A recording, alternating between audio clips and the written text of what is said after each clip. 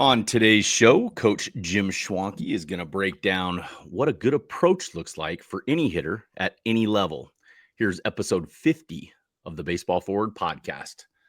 Coach Schwanke, good morning. How are you, sir? I'm good. I got coffee and water and ready to talk.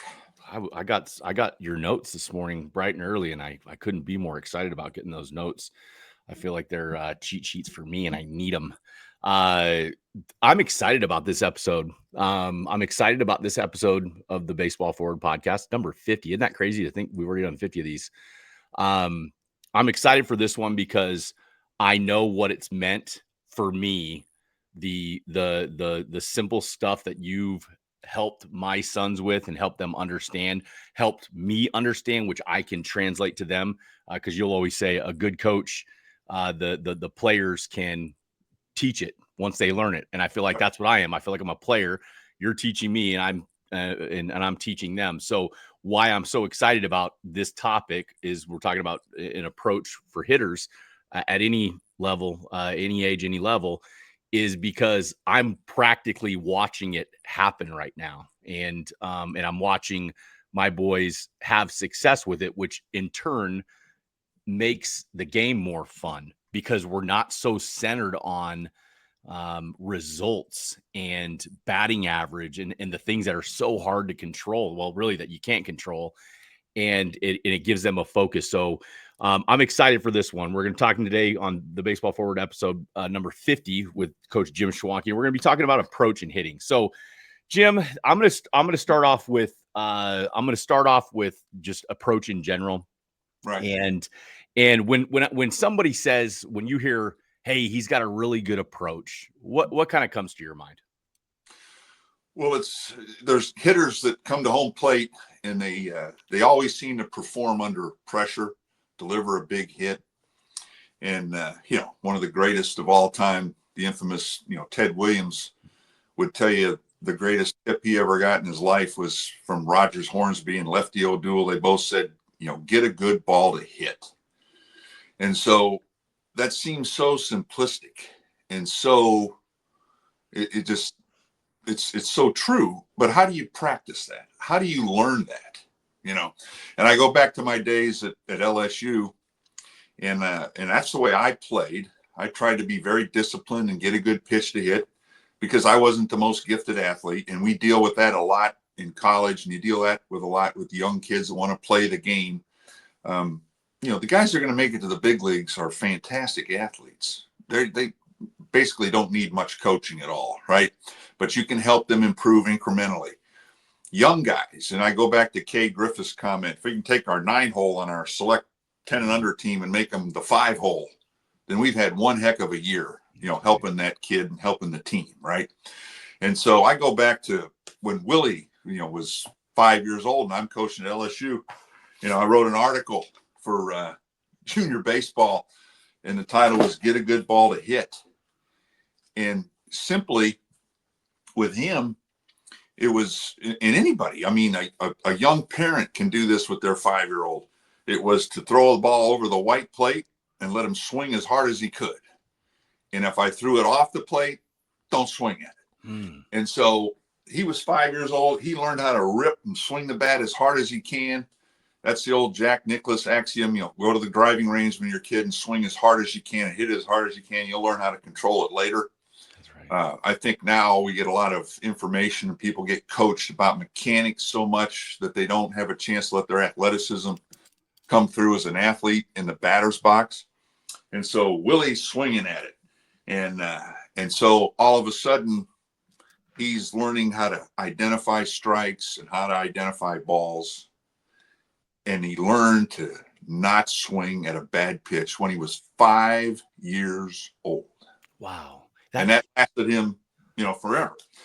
How do you learn that? How do you teach that as a dad or a mom when your softball player or your baseball player is that young?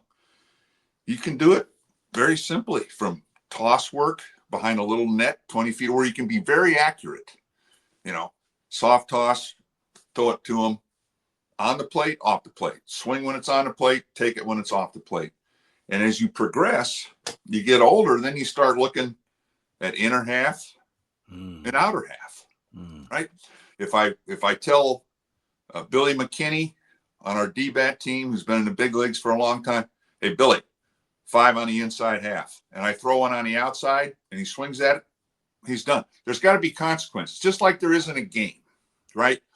If I swing a bad pitch in a game and hit a dribbler, I'm out, right?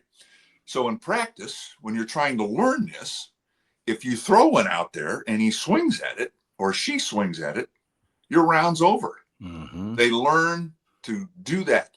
And so it becomes very, very simple to do that, but it takes discipline by the coach. It takes understanding by the coach to get them to believe in this process. Because one of the things that happens, as a 10-year-old, I just watch my grandkids play. The pitching is so erratic, it's all over the place. And you'll see a 19-year-old high school kid who's umpiring call a pitch that's, a foot outside a strike. And all the parents will yell at the umpire. Yep. Instead of applauding their son or daughter for not swinging it, right? If I take strike 3 this far outside, I shouldn't swing at it anyway because it's breaking down my natural best swing. And so applaud your son. If he gets called out on 3 strike 3s on a weekend tournament and the balls were balls, everybody knows. Don't yell at the umpire. Applaud your son for doing the right thing and not chasing the strike zone with 2 strikes.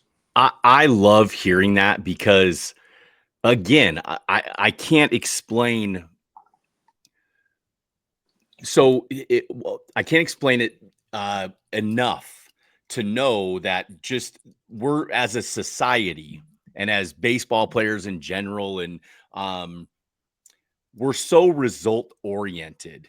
And I feel like we grade the wrong things. And what you just said right there was parents, little Timmy went 0 for 3 with 3 Ks, and all of them were bad calls. And now the world is on fire. But in reality, was he swinging at good pitches? So how do you, when you're dealing with approach, how do you train? It's as simple as saying inner half, outer half, training what they're looking for, telling them exactly, hey, this is what you're trying to accomplish. When you go up to the plate, you're looking for it in this zone. How do you train to get that to be just the thought process?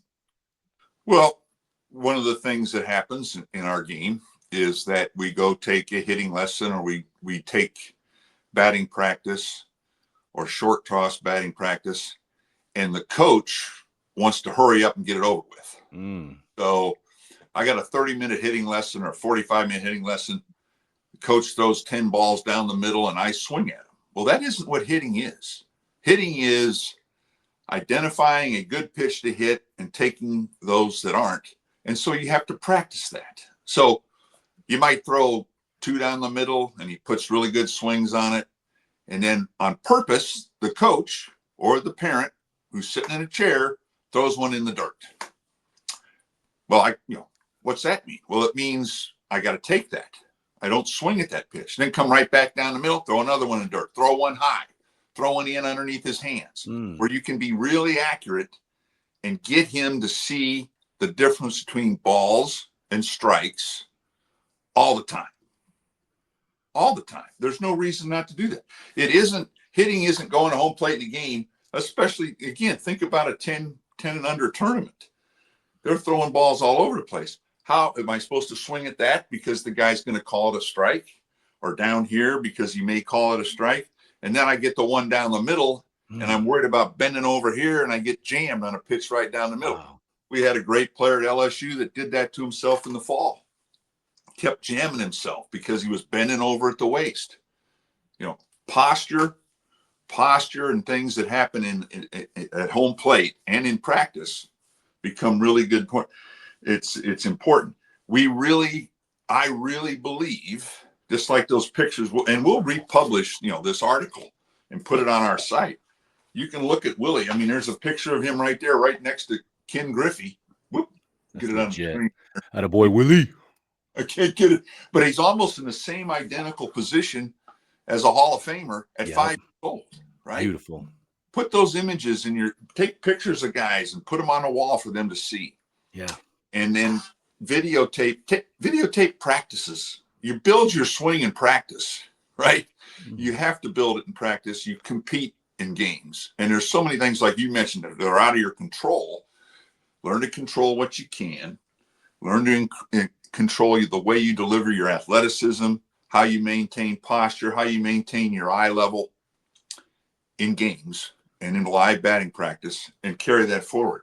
So it's a situation where just getting the ball down and down the middle in a hitting lesson doesn't help you that much. It'll teach you muscle memory and a good swing, but that isn't what is necessary in a game. That's right. I mean, there could be the pressure of the game, a bird flying above the pitcher's release point. Who knows what goes on to distract you in competition, but you have to do that. And so you have to build that into practice. Throw the ball at them, hit them once in a while. Do things that occur in a game and practice it while you're building your swing, in batting practice. So Jim, you know what I love, one of the things that you told me is, we were talking one day about just pitching, and you were talking to me.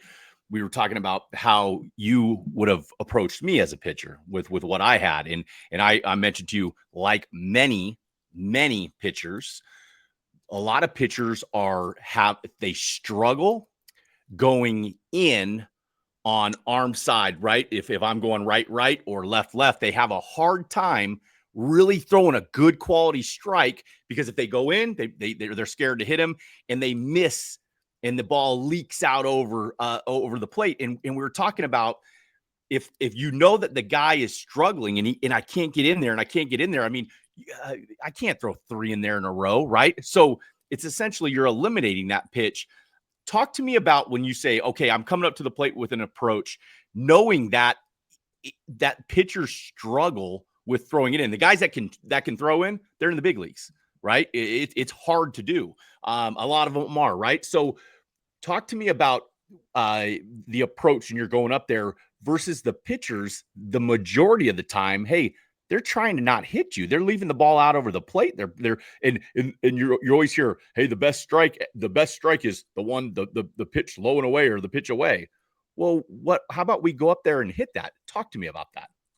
Yeah. So again, we're differentiating. This is all with less than 2 strikes here we're talking. All right. And we'll talk about the strike approach, later. But when I go to home plate, I literally am looking for the pitch that I hit best. Why not? I mean, why do I care what that guy's bringing to the plate? The guy in the mound, he's got to throw it over the plate. I practiced this my whole life. And when he delivers the pitch that I'm looking for, I'm going to put my best swing on it. Now, what happens after that, I don't know. Guy can make a diving catch against the wall, whatever. But I'm going to hit my best pitch with my best swing as many times as possible. It's not going to happen every time, right? It can't. It's impossible. That's what makes the game so great. So here we are. We got a guy, and everything in baseball tells me that 85% of the pitches or 90% of the pitches are thrown on the outer 2/3 of the plate. That's right. Right? If StatCast, fan, all this data is out there, and it tells you that. And so when you're a youngster, you just learn. If you've learned how to go and sit on pitches on the outer half of the plate, looking away, and you learn how to deliver your best swing and hit the ball, let the ball get deep, hit the ball the other way, all these cliches that are said, I've just taught myself through simple repetition, look for a pitch away, and I'm going to hit it way back here. Right? Why, Jim? If he throws it in, you go, nice job, buddy. If he does it again, nice job, buddy. Now we get to 2 strikes. Now we got a whole different animal, right? Mm-hmm. But until I get there, I'm looking for my pitch. If I want to look in and this guy can locate 2 pitches on the outer corner, outer third of the plate that will make me get myself out, then I'm not swinging at him, right? And so I can still, God bless him, I can still remember playing in the Superdome in New Orleans in the Winn-Dixie Classic. Wow. And we're facing a guy that had really great fastball command. One of those guys that could go in, out, up, whenever he wanted to. and one of our hitters was coming to home plate and he took a strike. And of course, you can't tell where it is relative to horizontally on the plate, right? And Skip looks at me and goes, "Why are they taking that pitch?" He goes, "Coach, I don't know where it is. I can't tell you where it is, but I do know this. When he gets the pitch he's looking for, the pitch is thrown. This hitter hits it off the center field wall. And I go, he's going to hit the out of it." Yep. And he did. And so the lesson there is, even as good a coach as Skip Burtman was, you still get impatient with hitters. You still get in the middle of the game. And you have to trust your hitter, and you have to trust your 10-year-old, right? You get in the car and you say, "Why did you take that fastball?" "Oh, Dad, it wasn't a strike." Love it. Right? Yeah. It wasn't a strike, Dad. I'm not swinging at that pitch. I'm not going to get myself out. If I reach out there and tap it back to the mound, then you're mad at me because I hit a dribbler back to the mound. Amen. So it's just allow your player to become strike zone expert and trust them. And get to 2 strikes. We'll talk about it. It's a whole different animal again. But before then, just don't get yourself out. Get your best pitch that you're looking for and put your best swing on it, right? And that involves maintaining posture and balance. You know, you can get a mirror get in front of the mirror at your house, and your athlete can swing and learn how to swing and keep their eyes level all the way through their follow through instead of tilting their head and bending over at the waist. It's called practice the best move you can possibly make as many times as possible, because the strike zone's only 17 inches wide and it's a little higher now than it used to be. But if you work on that box, and we'll talk about that in a minute, it becomes much easier to maintain athleticism and not get yourself out as much. Gosh, Jim. But consequence for them to become disciplined and understand what you're teaching them. You can't go, "My bad. Hey, one more." It becomes good swing. Oh, you're out. You chased a bad pitch. Your round's over. Why? Because that's what you'd be out in the game. That's right. So practice it that way. Jim, I want to bring this up, talking with Coach Jim Schwanke on episode 50 of the Baseball Forward podcast, talking about hitting approach right now. Another conversation we had, we were talking and you said, "Ross, what's the best result for you as a former right-handed hitter?" "My best result, hey, I'm looking to hit that right center gap." And you're like, I don't know. I don't know if that's your strongest position. So you said something a little bit earlier. You said, I want to hit it when I get back here. And you said, "Ross, the strongest position, the best swing you can put on a baseball in your strongest position would be you hitting a line drive from the first baseman to the foul line, or from the right fielder, true right fielder, playing straightaway right field to the foul line." And I was like, whoa. That's different. I haven't heard that. So I want you to break down. So we got less than 2 strikes. I'm looking for it away. I'm looking for it middle away. And my goal is, if I get that pitch out there, the best outcome that I can have would be hitting a P-rod right through the first baseman or right down the right field line. Tell me more about why that makes sense. Well, you'll hear coaches say, "Hey, let's take a round of BP and let's go gap to gap," right? Mm-hmm. Left center gap to right center gap, all right? Why in God's green earth do I want to hit the ball there? It's the furthest part of the ballpark to hit it over the fence, and I got the fastest guy running right back and forth out there that can cover more ground. I mean, I don't want to hit it there. What I want to learn to do is to hit it to the opposite field side and keep it fair, not hit a floater that slices foul. And I want to pull it from the gap to the foul line and keep it fair, right? It's the shortest distance to hit it over the park, right? Out of the ballpark. So that's what I want to work on.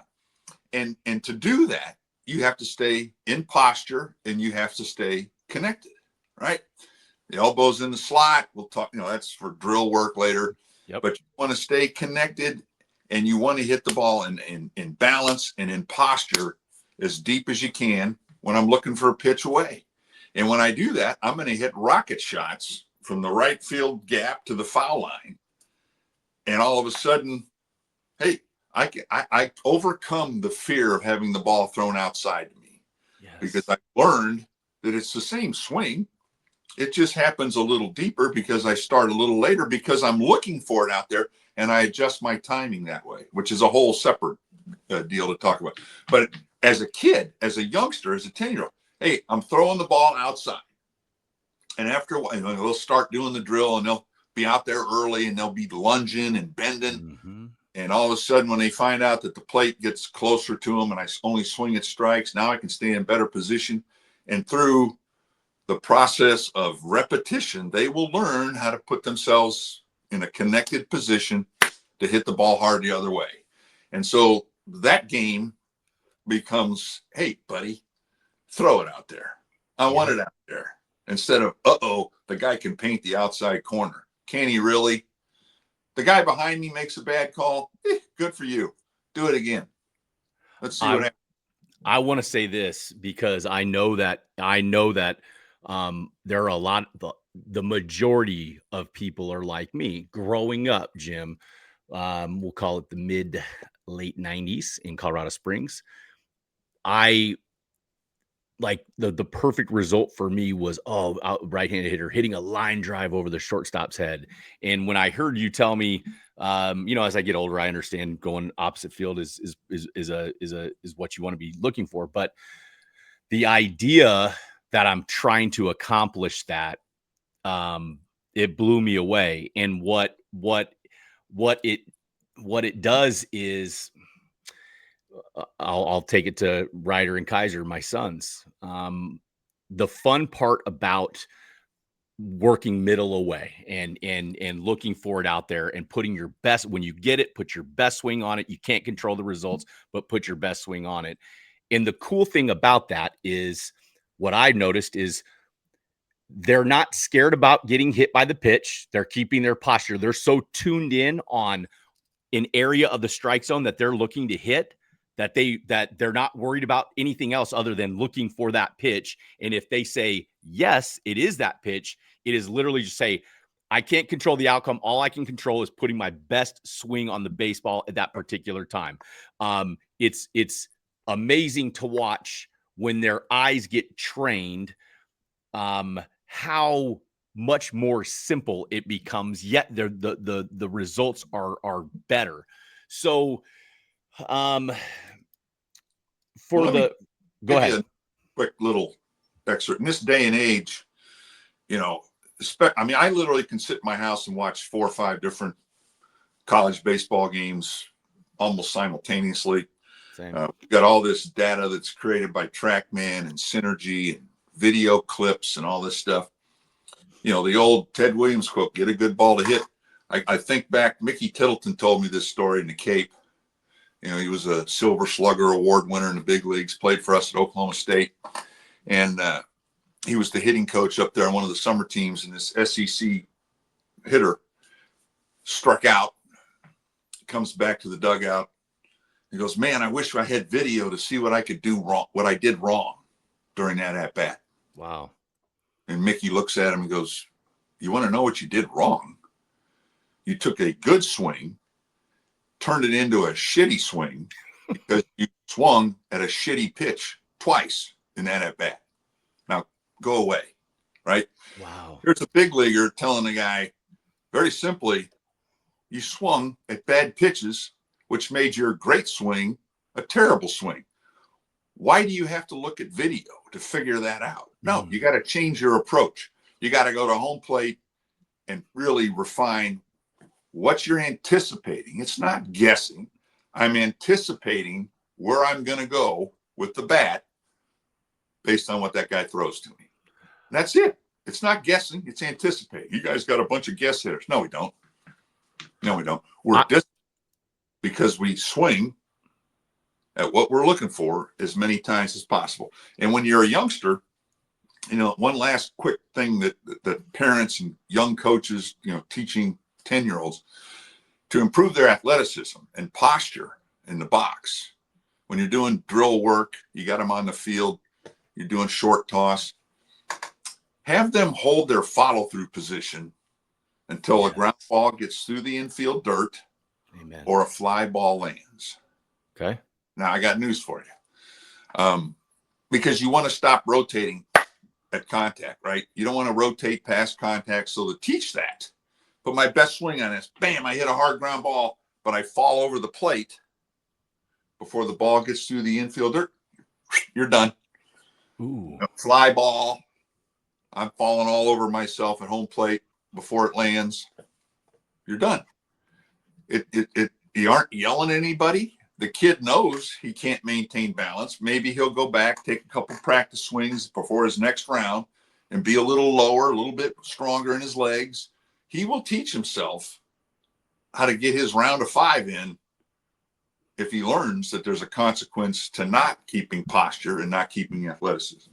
I love hearing that because there are consequences in the games when you do it.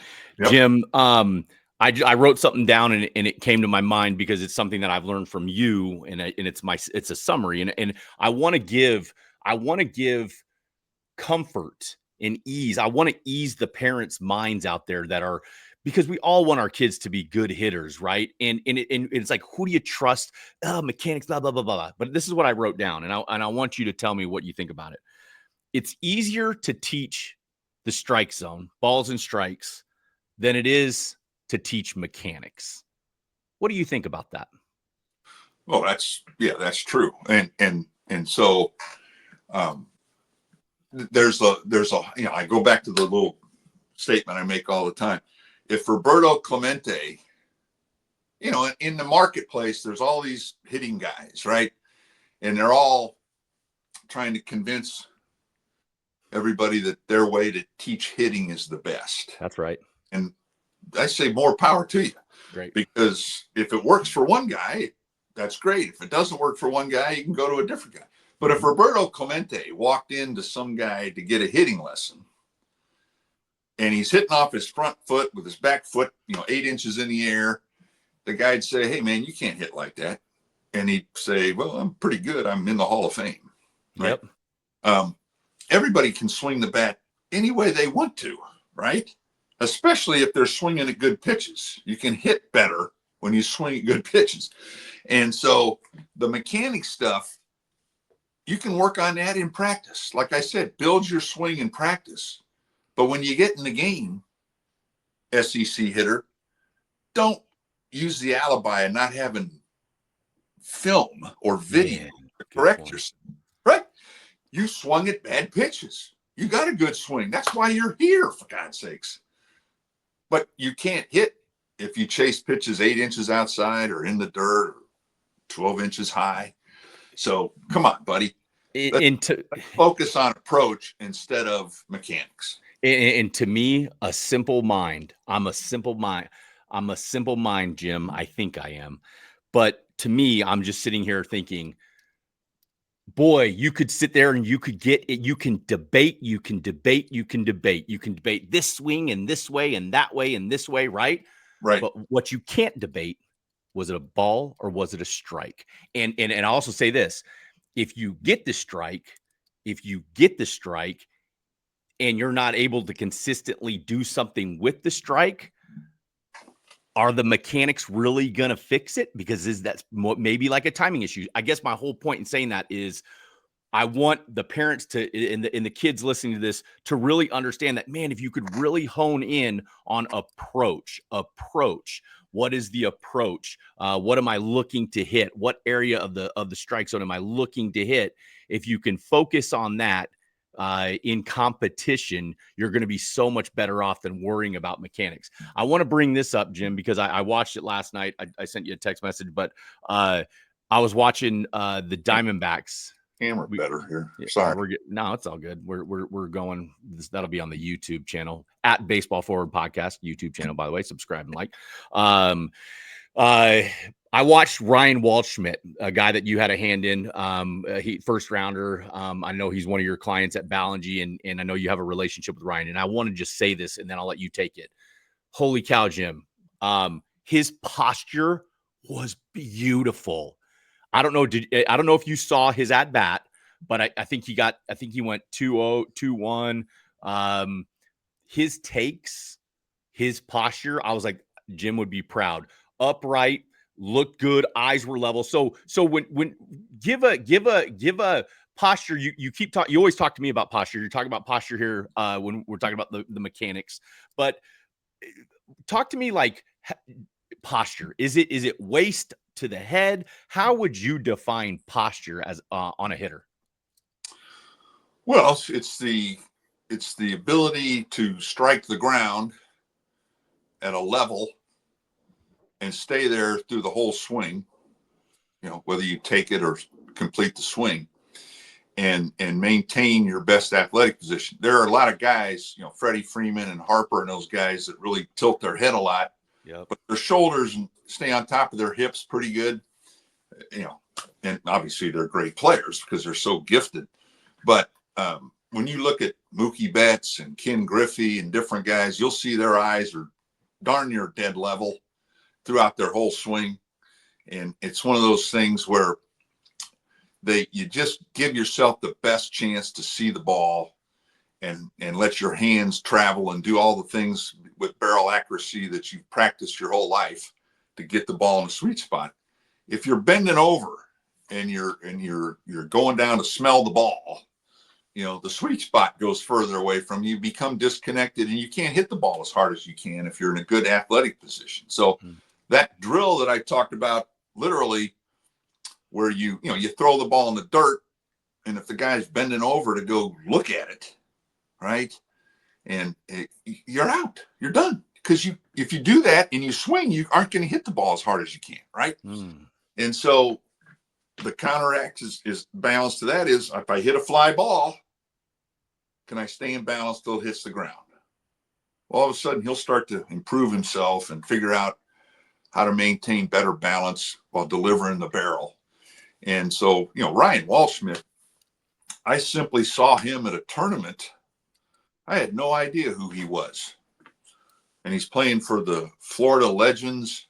And I watched him play for 3 days. And he was just a fantastic athlete.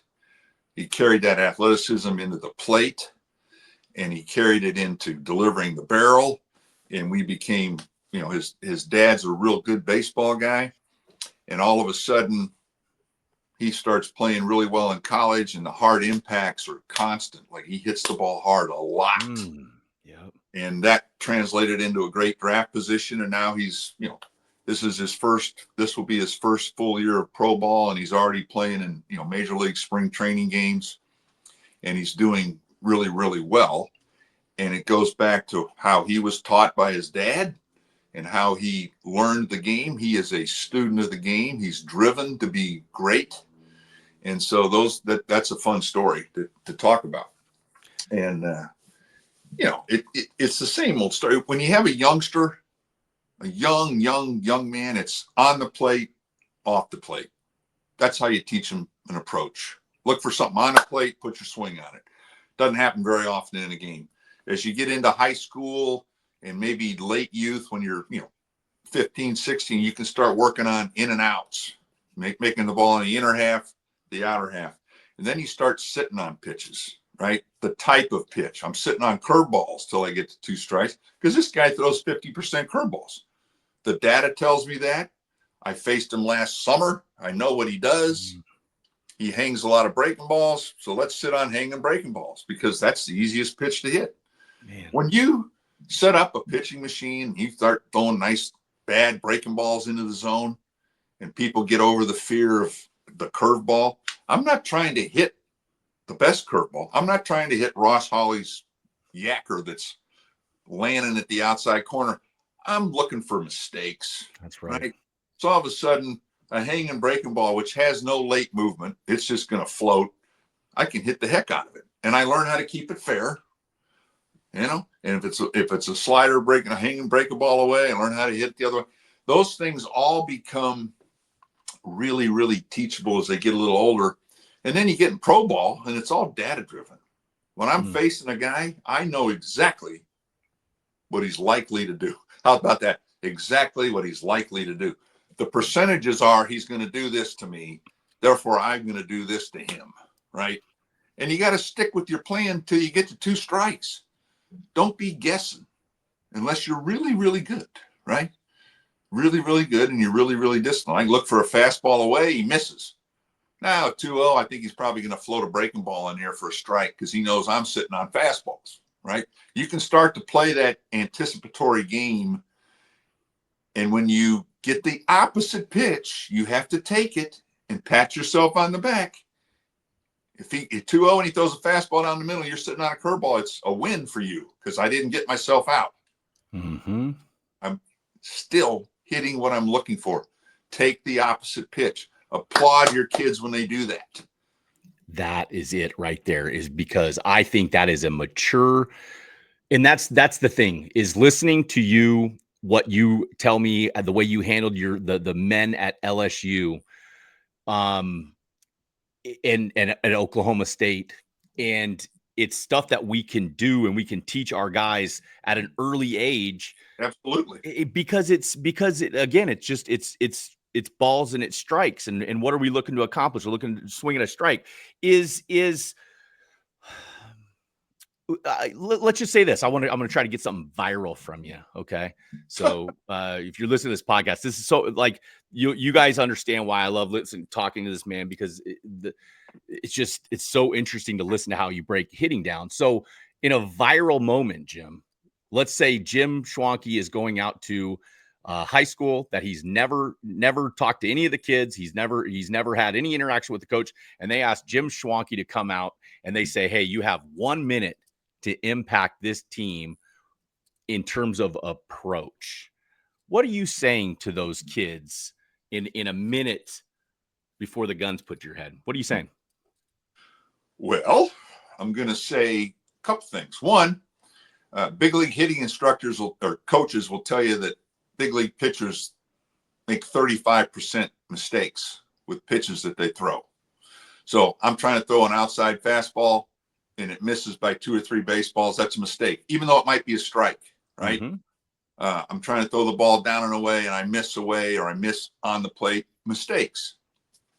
Those are the best in the world doing that, right? So what percentage of pitches thrown by a high school guy are going to be mistakes? 50%, right? Yep. So let's focus on what I do best. Let's focus on what I can do as a hitter. Am I one of those guys who can hit it out of the ballpark? Well, then, by golly, let's hit it out of the ballpark. Let's even be more selective because those guys are going to try and hide the ball from you. If I'm a little fast guy that can run like hell, make more contact, let's be a little more aggressive. So the focus goes back to exactly what we said before. Get a good ball to hit, because in high school and in youth baseball, they're going to make a lot more mistakes than they do in pro ball. And even in pro ball, they can do a better job of hitting mistakes, I believe. I love that. And you did it. That was almost borderline a minute. And that's what it is. We talked about the percentages, the 600. If you were talking with Aaron Judge and you told him that he was going to get 600 pitches in his roughly 2,300 at bats per or in his 600 plate appearances per season, 600 plate appearances per season, he gets an average of 3.88 in the big leagues, 3.88 pitches per at bat. Okay. So in the roughly 2,300 pitches that he sees during the course of the year, he's going to get 600. Statistics say he's going to get 600 pitches right down Broadway. Yep. Talk to me about that. Well, again, the data information is unbelievable. So you break the strike zone into 3 quadrants across, 3 state boxes down. So 9x9 box. 26% of the pitches supposedly in the big leagues go right down the heart of the plate. All right. So again, you do the math. 600 times 3.88 pitches. That's 2328, I believe, which means roughly 600 pitches are coming to Aaron Judge. Maybe not, because he's a little bigger and stronger than everybody else. They might hide a little bit more frequently from him, but he shouldn't chase, right? So we're going to get 1 pitch per at bat right in the heart of the plate. At the big league level. Probability wise over the course of the 162 games, right? Today, it might not happen one time. Tomorrow, it might happen 6 times, right?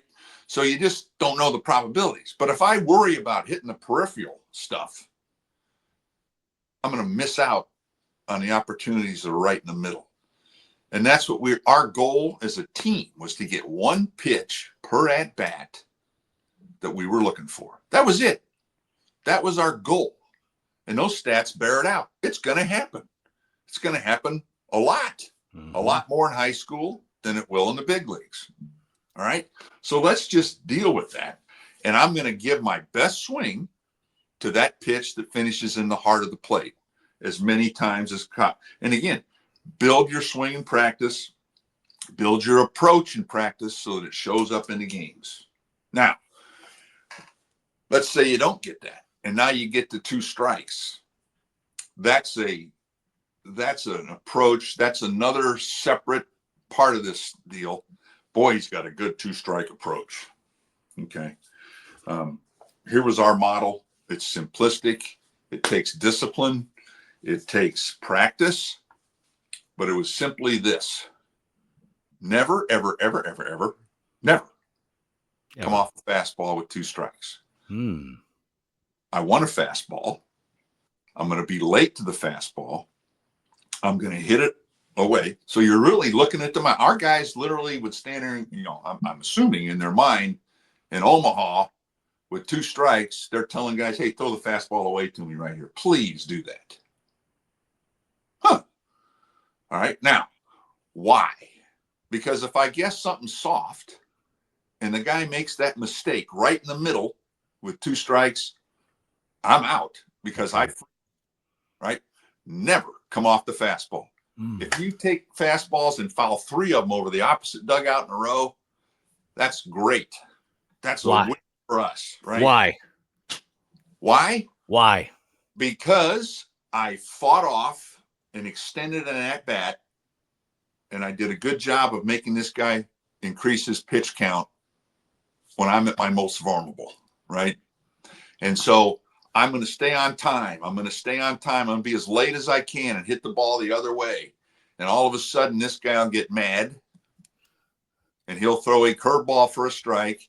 And if I stay in that same timing that I just exhibited 3 pitches before, and he spins a breaking ball, it's a mistake, I'm going to hit it out of the ballpark. That's right. Right? Now, if I'm looking for that curveball and he throws a fastball in the outside corner, I'm dead meat. Right? So never, ever, ever surrender. Now, it's easy to practice. Again, in cage drills, 2-strike approach. I'm sitting on a chair. I'm throwing fastballs away. Throw a fastball in. If he hooks it on the pull side and hits it foul, his round's over. I want you to get jammed with 2 strikes if the guy's good enough to throw a fastball in. I want you to foul it off between your feet, dribble down the 3rd baseline. I do not want you adjusting your timing because you're afraid to get jammed with 2 strikes. Just don't do that. Now, here's the other thing statistically that's important is that after the first pitch, half the pitches in the major leagues are thrown with 2 strikes. Now, a big league camp one spring, the mandate was everybody choke up with 2 strikes. Yep. Okay. And so I know the guy. I go, why are you doing that? Oh, it'll make us better hitters with 2 strikes. We think we can improve the way we, our statistics with that. I said, well, first of all, you can't prove that. What do you mean you can't prove it? I said, because if you do that all this year,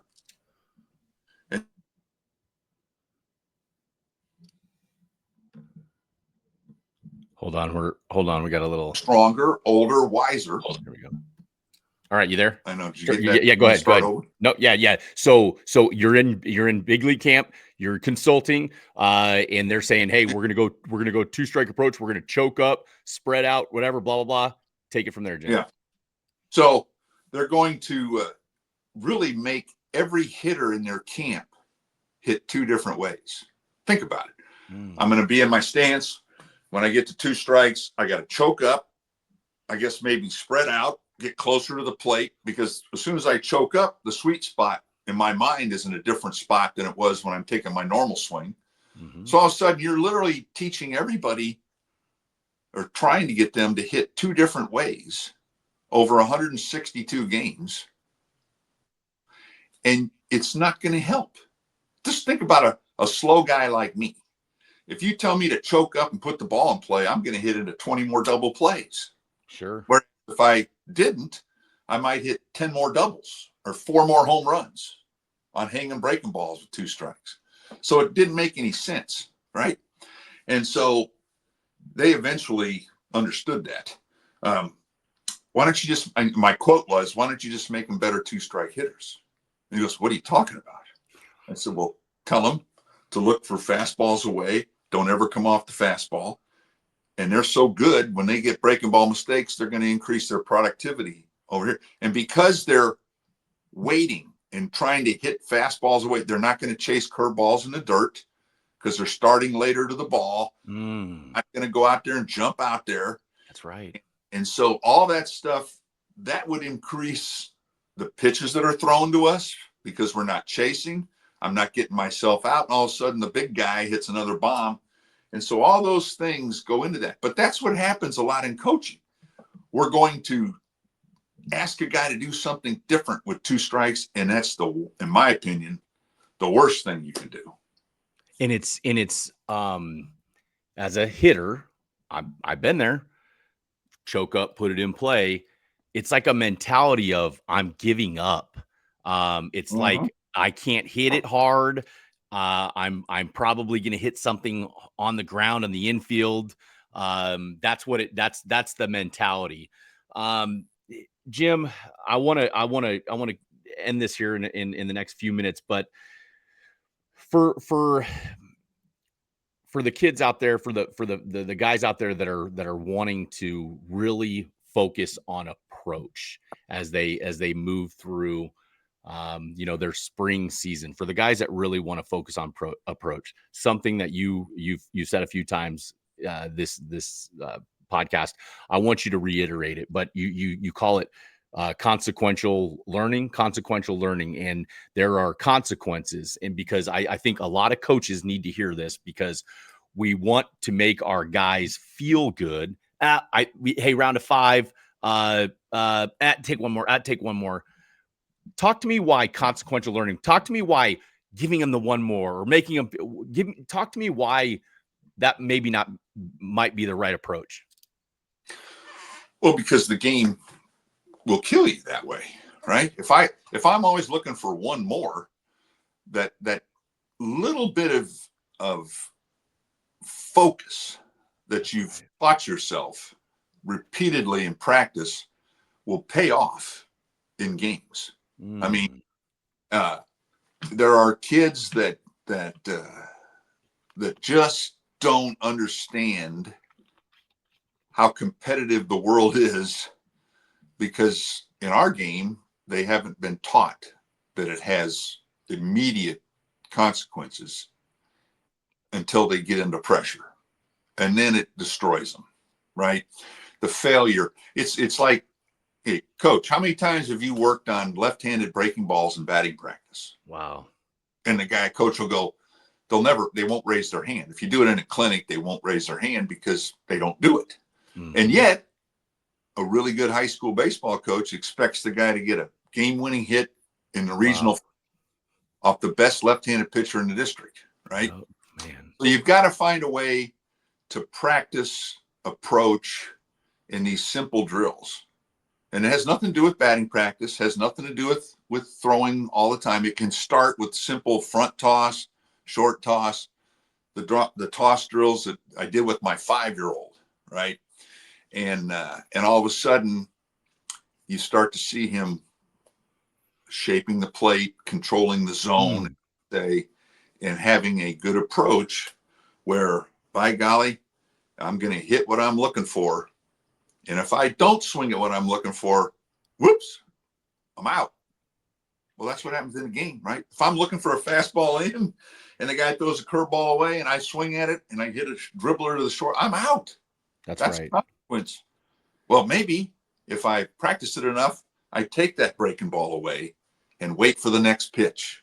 And even if you have a bad game in baseball. That's the beauty of baseball. If you have a bad game, and today they didn't throw anything in the heart of the plate for me, that 26% didn't show up. Tomorrow it's gonna. That's right. It's tomorrow. And I'm going to put my best swing on it. And away we go. And let's go burger, Mom.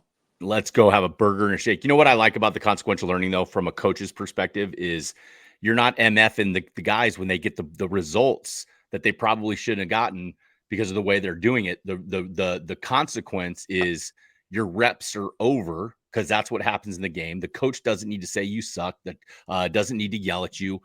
It's a consequence of not doing it right. And to me, from a coach's perspective, I feel like there's so many coaches out there that, and I'm not banging on them, but it's natural. You watch so much yelling going on at the youth ish levels.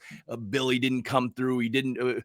Well, are we practicing it? And what I love is that when you practice the way it's going to be in the game, and you're not focused on, did he get the hit or did he not? Did he have? I think it's brilliant. Hey, Timmy, you struck out, but he didn't throw you any strikes, so you actually did pretty good. Having that mindset. Well, let me give you another quick example. Yep. We're at LSU, and we're not playing well, I guess. And Skip wanted me to take notes of everything we do wrong, right? And so I'm down at the end of the dugout, because I didn't coach any base. I stayed in the dugout with my hitters. And I'm sitting there, and by the end of the second inning, I got a full sheet and a half of notes.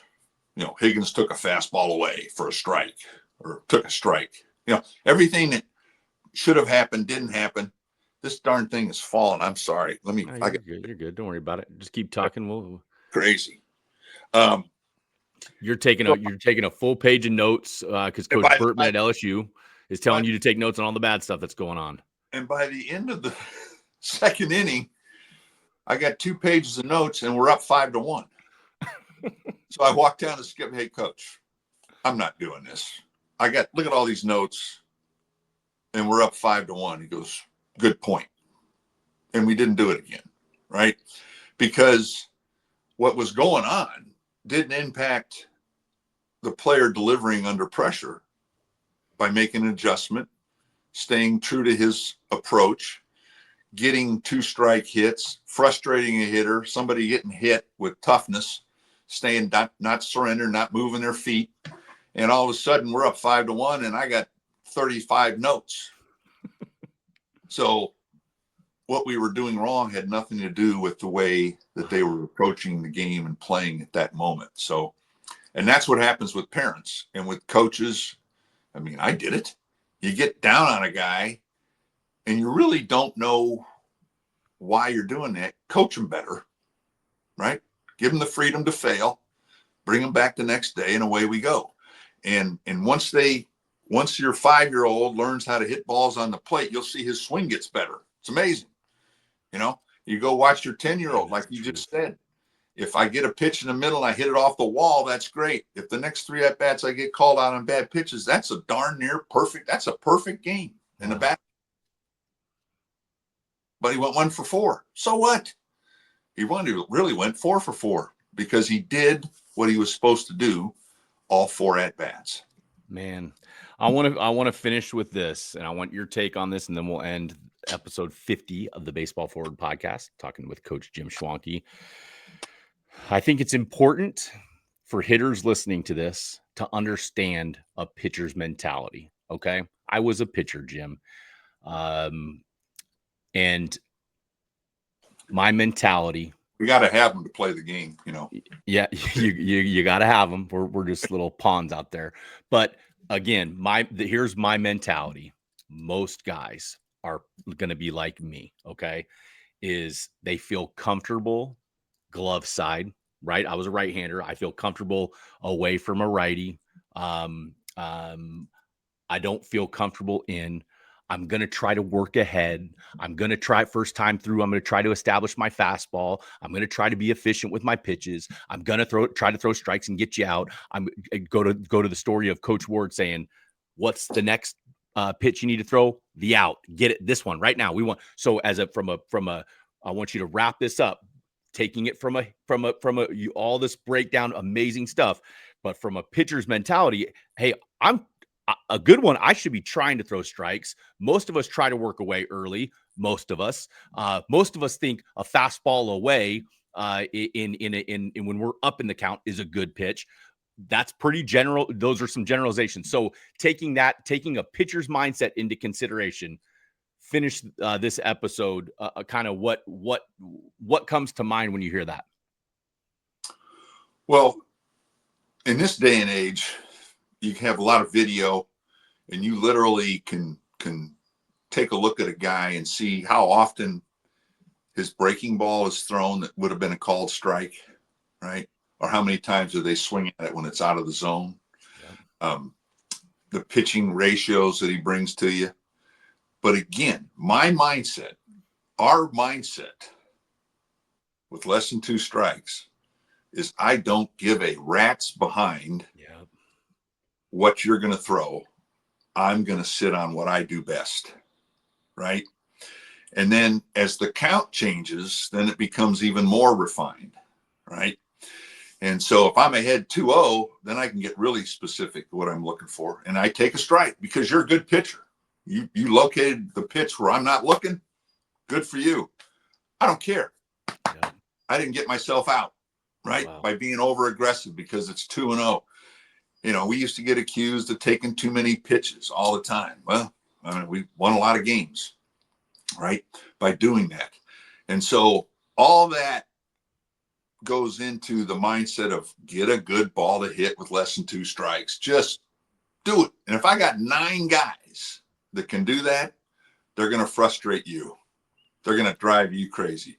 You get a guy 0-2 and you want to throw a fastball away, maybe this far off the plate, and we foul it off twice.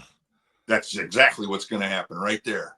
You're going to get even more frustrated. And I'm in the dugout going, "Atta baby. That's beautiful. Stay right there. Stay right there." You get frustrated, you hang a breaking ball. We had a line drive to left field.